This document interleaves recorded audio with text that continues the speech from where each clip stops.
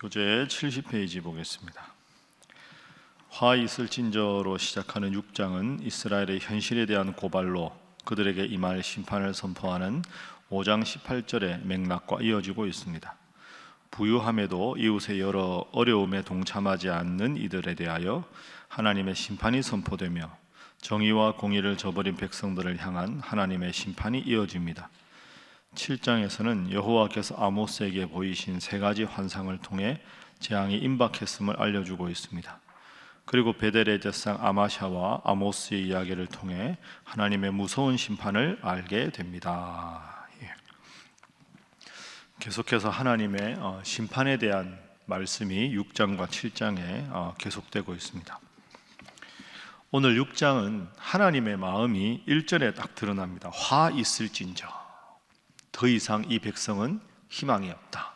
하나님께서 아모스를 통해서 6장에서 화 있을진저 이렇게 시작을 합니다. 그 당시 그 이스라엘 백성들 중에 그 귀족들, 고위직에 있는 사람들의 모습을 보십시오. 자, 6장 4절부터 제가 읽어보겠습니다. 상하상에 누우며, 상하상이라는 건 초호화로운 거 말하죠. 침상에서 기지개 켜며 양떼에서 어린 양과 우리에서 송아지를 잡아서 먹고 비파 소리에 맞추어 노래를 지절거리며 다윗처럼 자기를 위하여 악기를 제조하며 대접으로 포도주를 마시며 귀한 기름을 몸에 바르면서 요셉의 환난에 대하여는 근심하지 아니하는 자로다. 환난에 대하여는 근심하지 아니하는 자로다. 첫 번째 기도 제목은 심판과 환난이 있음을 기억하게 하소서 하는 것입니다. 심판과 환난이 있음을 기억하게 하소서. 7장에도 계속 심판이 나오죠. 하나님의 심판이 7장 1절에 보면 메뚜기 재앙이 나오고 4절에 보면 불로 심판하겠다. 불에 대한 심판. 7절에 보면 다림줄에 대한 심판입니다. 이 다림줄은 성벽을 건축할 때 그 성벽이 지금 반듯하게 제대로 되어 있는가 이렇게 가로와 세로를 정확하게 측정할 수 있는 그 긴 줄입니다. 거기에 딱 대보면 지금 성이 기울었는지 바로 되는지를 알 수 있는 거죠. 이스라엘 백성들의 살아가는 모습을 하나님의 기준에서 바라보고 비뚤어졌거나 하면 성벽을 헐어버리겠다. 이게 다림줄도 심판에 대한 그런 말씀입니다. 방금 제가 읽은 대로 4절부터 6절에 보면 너무나도 안락하고 너무나도 편안하게 살았습니다. 그러니까 이 사람들은 심판의 메시지에는 관심이 없는 겁니다. 여러분이 가만히 살펴보면 이단이 두 종류가 있는데요. 이단, 우리 주위에 큰 이단들이 있는데 이단들의 공통점이 크게 두 가지로 대별이 됩니다. 이런 이단, 이런 이단.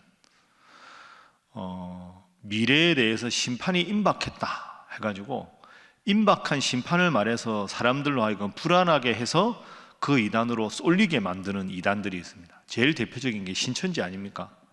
하나님이 나한테 말씀하셨다. 곧 심판이 있다. 14만 4천 명에 들지 못하면 다 지옥 간다. 그러니까 심판을 너무 세게 강조해서 사람들로 하여금 불안해서 혹시 심판이 있으면 큰일 나겠구나 하고는 쏠리게 만드는 이단이 신천지 같은 이단입니다. 정반대 이단이 있습니다. 정반대 이단은 사람들 귀에 좋은 말만 듣게 하는 겁니다. 심판은 없다. 지옥은 없다. 그냥 이렇게 살아가면 된다. 사람들이 그 이단에 대해서는 부담이 없습니다. 지옥이 없다니까. 그러면 그 이단에 대해서 호감을 갖게 되는 거죠. 그런 데 가면 뭐 좋은 이야기만 하고 도덕적인 이야기만 하고 심판, 멸망, 최후 이런 이야기 안 합니다. 가만히 보면 미국에서 생긴 이단들이 주로 이쪽입니다. 여호와의 증인, 그 몰몬교라 그러죠. 후기 예수 그리스도 성도, 안식교 이런 쪽은 대표적으로 그 지옥 이야기를 잘 안 합니다. 제가 미국에서 공부할 때도 제가 한인교회에 섬겼지 않습니까? 몇몇 분이 저한테 아주 진지하게 와서 배 목사님, 지옥이 있을까요? 그런 질문을 하는 경우가 꽤 많습니다. 여러분, 지옥은 분명히 있는 겁니다. 심판도 분명히 있고 우리가 죽고 나면 천국 아니면 지옥에 가는 겁니다. 이게 성경의 기본적인 메시지입니다. 그런데 그 시대가 타락하면 목사님들이 천국, 지옥 설교를 거의 안 합니다. 제가 지금까지 공부한 것 중에 결론 하나가, 지옥 이야기하면 부담스럽잖아요. 사람이 그렇죠. 그러니까 지옥을 이야기해서 막 공포심을 조장해서 사람들을 모으는 그룹도 있고, 사람들이 힘들고 어렵다고 해서 지옥 이야기, 심판 이야기, 그 다음에 마음에 찔리는 이야기, 이런 거 안 하고 계속 위로, 평안, 괜찮습니다, 잘 될 겁니다.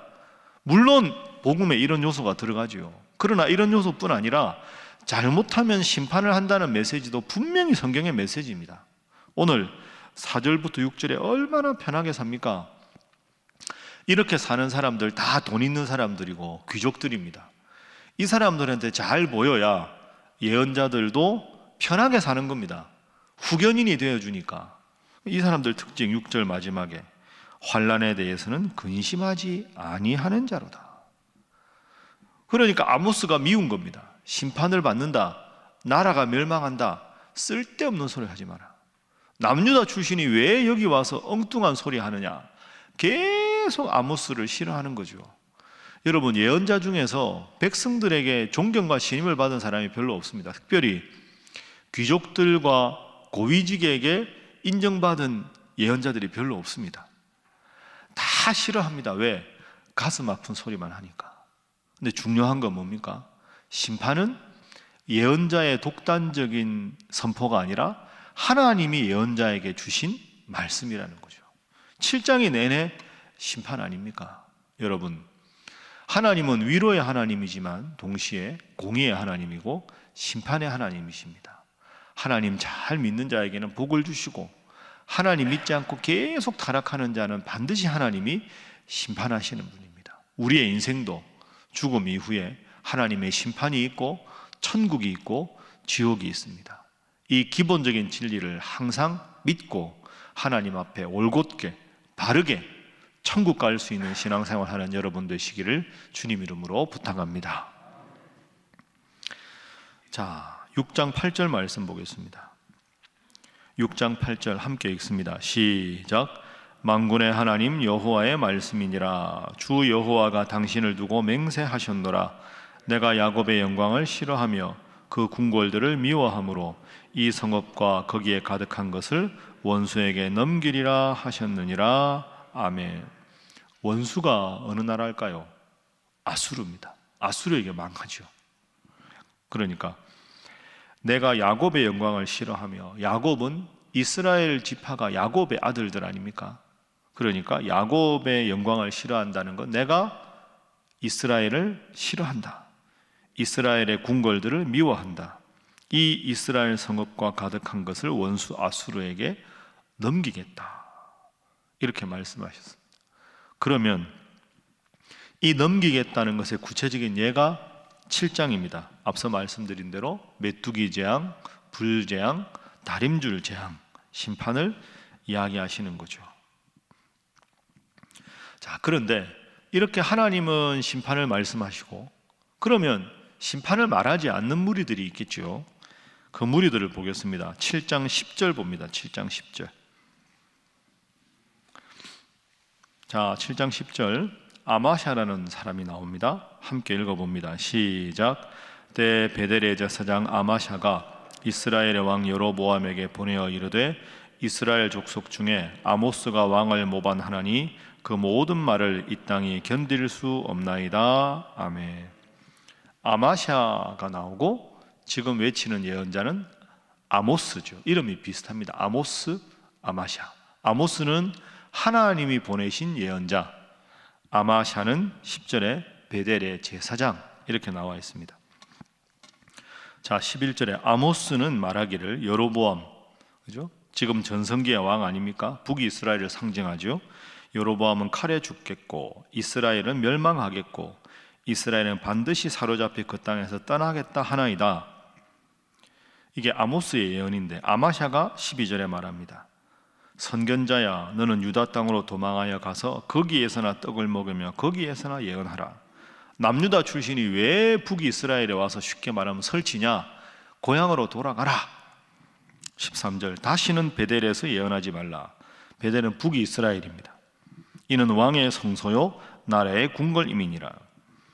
아모스가 아마샤에게 대답하여 이르되 나는 선지자가 아니며 선지자 아들도 아니라 나는 목자요 뽕나무를 재배하는 자로서 양떼를 따를 때 여호와 하나님이 나를 데려다가 여호와 하나님이 나에게 이르시기를 내 백성 이스라엘에게 예언하라 해서 내가 예언을 하는 것이다.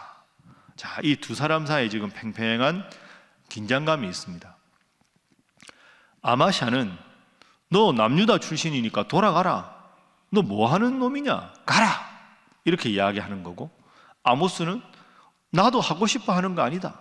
하나님이 북이스라엘의 멸망을 예언하라고 하셔서 이야기하는 거다. 이렇게 지금 대비가 됩니다. 근데 잘 보십시오. 아모스는 눈에 보이지 않는 하나님의 말씀을 받아서 전하는 사람이죠. 아마샤는, 자 10절에 보면 이스라엘의 왕 여로보암에게 말합니다. 아모스가 왕을 모반하는 것을 내가 견딜 수 없습니다. 그러니까 아마샤는 누구를 의식합니까? 왕을 의식하는 겁니다. 여러분 이걸 잘 보십시오. 보이지 않는 하나님을 의식해서 예언하는 아모스, 보이는 왕이라고 하는 권력자를 등에 업고 말하는 아마샤. 왕이라는 단어가 나왔죠. 자 13절도 아마샤가 이렇게 말하죠. 이는 왕의 성소요 나라의 궁궐임이라. 왕, 나라. 그러니까 아마샤는 중요한 게 왕과 나라입니다. 하나님이 아닙니다. 왕과 나라의 완성과 부흥과 번영만을 외치는 겁니다. 그러니까 하나님이 나에게 말씀을 주셨나 안 주셨나는 상관이 없는 사람입니다. 아모스는 왕을 사랑하고 나라를 사랑하고 궁궐을 사랑해도 하나님이 말씀하시면 예언하지 않을 수 없다. 이 묘한 긴장감이죠. 보이지 않는 하나님을 뒤에 두고 있는 아모스와 보이는 왕과 권력을 뒤에 업고 있는 아마샤의 대결입니다. 누가 인기가 많았을까요? 당연히 아마샤가 인기가 많았겠죠. 아모스가 말할 때마다 저 우리나라 사람도 아니야, 저 사람 예언자도 아니래, 뽕나무 치는 목자야, 말도 안 돼, 정신이 이상이야, 이상하지 않아? 사람들이 다 싫어했을 겁니다. 근데 결국 하나님은 아모스의 편에 계셨다. 이 참 역사의 아이러니죠. 하나님의 말씀을 외치는 사람은 사람들이 조롱하고, 하나님을 등에 업지 않은 제사장의 이야기는 다들 칭찬하고, 그런데 결국 하나님은 아모스의 손을 들어주셨습니다. 우리는 아마샤는 모릅니다. 역사에서. 아모스는 알지요. 하나님의 사람이었다. 그럼 결국은 당대에는 아마샤가 인기를 얻은 것 같지만 역사는 아모스가 승리자다. 왜? 하나님 편에 섰으니까. 두 번째 기도 제목입니다. 늘 하나님 편에만 서게 하소서 하는 것입니다. 늘 하나님 편에만 서게 하소서.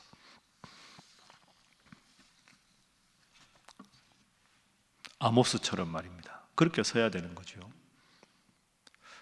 그런데 목사님, 현실을 보면 참 안 그렇지 않습니까? 하나님 안 믿어도 부자로 잘 사는 사람도 많고, 나는 하나님 믿는데 왜 이렇습니까? 답답한 마음이 듭니다. 그런 마음 여러분도 안 드십니까? 그런데 잘 생각해 보십시오. 눈에 안 보이는 하나님 이야기 해봐야 사람들이 자꾸 안 믿어줄 거 아닙니까? 근데 여기서 우리가 나무를 한번 생각해 보십시오. 시편 1편에 물가에 심겨진 나무 비유 나오지요. 나뭇잎이 무성한데, 나뭇잎이 무성하다가 잎이 병이 들었거나 꽃이 피지 않거나 열매가 안 맺힙니다. 그럼 문제가 어디 있나요? 뿌리에 있는 겁니다. 보이는 현상에 문제가 있는 게 아니고요, 보이지 않는 뿌리에서 물과 양분을 흡수하지 못하면 열매는 안 맺히는 겁니다. 열매가 안 맺히고 꽃이 잘 피지 않는다고 해서, 잎이 시들었다고 해서 그 잎에다가 약 주고 뭐 열매를 맺게 하기 위한 그런 게 있는지, 뭐 촉진제 주고 아무 소용없습니다. 뿌리에서 물과 양분을 흡수하지 못하면 그 식물은 말라 죽을 수밖에 없는 겁니다. 뿌리는 눈에 보이지 않지요. 그러나 원인은 뿌리에 있는 겁니다. 이게 오늘 아모스가 우리에게 주는 중요한 교훈입니다. 하나님이 내 인생의 뿌리가 되시니까 다른 사람들 눈에는 안 보입니다. 그냥 겉으로 보이는 것만 그렇죠. 그러나 뿌리에서 물과 양분을 충분히 흡수하면 좀 더딜지 몰라도 열매가 풍성하게 맺히고, 그리고 꽃이 화려하게 피고 그 잎사귀가 마르지 않고 형통할 줄로 믿습니다. 그게 하나님 믿는 사람의 자신감이고 그게 믿음입니다. 하나님 믿는데 때로 힘들어도 어려워도 나는 내 삶의 뿌리를 하나님의 말씀에 두고 있다. 그래서 이 말씀의 뿌리에서 영양과 물을 흡수하면 내가 지금 힘들어도 내 노년이 잘 될 것이고, 내가 지금 힘들어도 내 자녀들 세대, 내 자손들 세대 더 잘 되고 잘 될 것이다. 그 믿음 때문에 우리가 하나님을 믿고 있는 거죠. 아마샤는 당대의 승리자였지만 역사는 하나님의 편 아모스를 승리자로 칭하고 있다. 꼭 생각하시면서 변함없이 하나님 잘 믿는 여러분 되시기를 주님 이름으로 축복합니다. 그래서 세 번째 기도 제목입니다. 늘 신실하신 하나님을 믿고 따르게 하소서 하는 것입니다. 늘 신실하신 하나님을 믿고 따르게 하소서. 자, 아모스와 아마샤가 이렇게 대결을 벌이고 있는데 아모스가 마지막에 이렇게 말합니다. 7장 17절 말씀입니다. 자, 우리 마지막 절 말씀인데요, 함께 읽어봅니다. 시작. 여호와께서 이와 같이 말씀하시기를 내 아내는 성읍 가운데에서 창녀가 될 것이요 내 자녀들은 칼에 엎드러지며 내 땅은 측량하여 나누어질 것이며 너는 더러운 땅에서 죽을 것이요 이스라엘은 반드시 사로잡혀 그의 땅에서 떠나리라 하셨느니라. 아멘. 이 예언을 할 때 사람들이 다들 아모스를 미워했을 겁니다. 역사는 이렇게 정확하게 이루어졌습니다. 기원전 722년 1년에 아수르가 이스라엘을 침범해서 이 자녀들이 이렇게 끌려가고 비참한 최후를 맞이하게 되었습니다. 하나님의 말씀은 반드시 이루어집니다. 그 말씀 늘 붙잡고 나에게 힘이 되는 말씀, 내 삶의 기준이 되는 말씀으로 신실하신 하나님 믿고 나아가는 여러분 되시기를 주님 이름으로 부탁합니다. 기도하겠습니다. 하나님, 심판이 있음을 꼭 기억하고 심판받기 전에 하나님 앞에 회개하며 온전히 신실하신 하나님, 그 하나님 편에만 서게 하여 주옵소서. 그런 우리 가족들 되게 하시고 우리 신일교회 되게 하시고 이 나라가 되게 하여 주옵소서. 기도하시고 이제 오늘부터 금요 구역 모임이 시작이 됩니다. 하나님께서 함께 하시고 그동안에 움츠러들었던 우리의 신앙의 기지개를 활짝 펴고 하나님 잘 믿고 구역이 더 활성화되고 이제 일상으로 돌아가면서 우리의 그 식어졌던 신앙을 온전히 회복하여 하나님 잘 믿고 온전히 회복되는 우리 신일교회 되게 하여 주시고 우리 구역과 교구가 되게 하여 주시옵소서. 함께 기도합니다. 주여 믿습니다. 주여 믿습니다. 주여 믿습니다.